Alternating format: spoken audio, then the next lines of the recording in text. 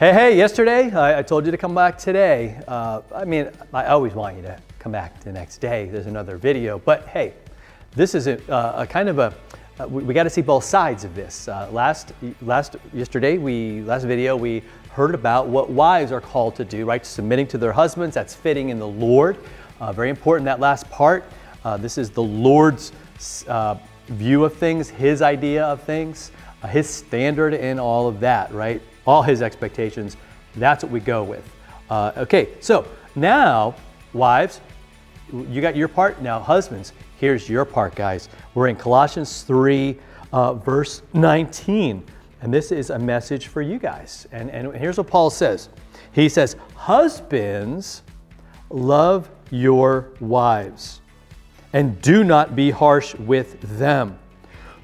Right? They were living in a culture, right, very male-dominated culture, and a lot of times guys took that power that they had, and really it was a God-given leadership in their homes and whatnot. And we do this today, where we have this, it's a God-ordained way, like me as a husband, I am called to give my life for my wife. I am called to lay my life down, right? Paul, in another letter to a church in Ephesus called the Ephesians, you can look at that in the New Testament. You'll see he calls for husbands to lay their lives down for their wives, to love them as Christ loved the church, and Christ died for the church. And so there's a call on a husband to die for his wife. And if you connect that together with what Paul said earlier in Colossians about putting to death all these sinful things within us,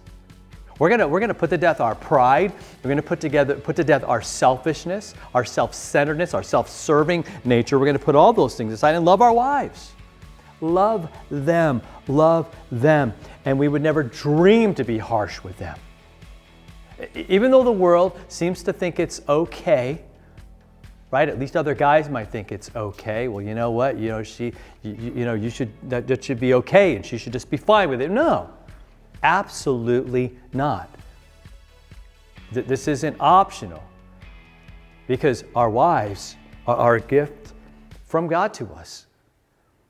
They are to be who we do life with, right? You go back to Genesis, and Jesus reiterates this in the Gospels. He says, for this reason, a man will leave his father and mother, be united to his wife. The two will become one flesh, right? So leave and cleave, as I've heard it said.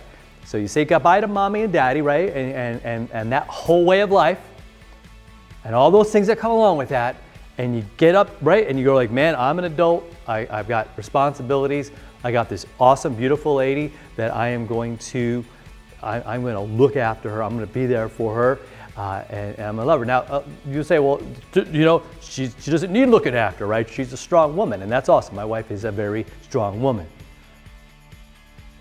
But I'm called to protect her. I'm called to stand in front of her if there's danger, not have her stand in front of me. Do you see what I'm saying?